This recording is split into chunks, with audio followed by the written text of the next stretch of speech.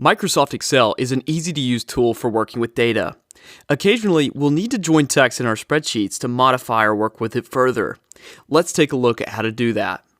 In the example workbook included with this tutorial, I've got several tabs to practice the skill with. On the first tab titled Basic Join, we'll start by trying to join these simple words into compound words. Basically, I want to join arm and chair to make armchair, barn and yard to make barnyard, and so on and so forth. To do this, we'll use a skill called concatenation.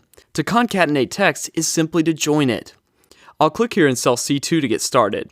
The first thing that we'll want to do is start off with an equal sign, just as almost every formula does.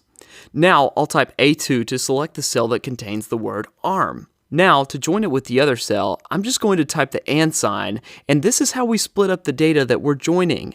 And since I want to join what's in B2, I'll type B2 and press enter. The result is exactly what we wanted.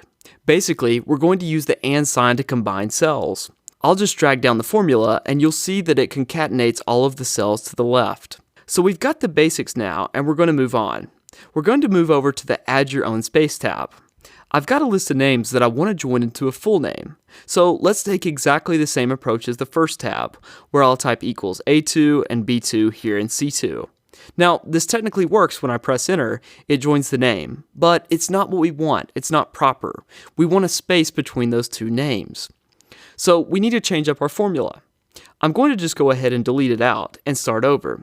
I'm going to type equals A2 and then an and sign just as we've done already, and now I'm going to type a quotation mark to insert my own text into the join. And in these quotation marks, I'm just going to hit the space bar on my keyboard to add a space and then close the quotation mark out. This is adding a manual space after cell A2 to join anything after. Before I close my formula out, I'll just add another and sign and then type B2 to add the last name. When I press enter, the result is perfect. We have the full name with a space between it. So basically, in the midst of a concatenation, we can add things in quotation marks of our own. So let's move on to the final example for this video. I'm going to switch to the Add Your Own Text tab. We've got a list of destinations here, just random cities in the US. And I just want to add a short message to the travel message column. I just want this to say I've been to, and then add in the city name, and then close it out. So let's write a formula for that. In cell B2 here, I'm going to type the equal sign to open it up. The beginning of my phrase needs to say I've been to, so I'm going to open up with a quotation mark, and then say I've been to, and then a space. And then close the quotation marks out. This gets us up to the point where we're ready to insert the name of the city. So now I'll add the and sign, just like we've been doing, and then add in cell reference A2 to get the city name. Now, we're not quite done just yet, because I want to add a period to the end of the formula. I'm going to add one more and symbol, and then just open up another quotation mark and add the period.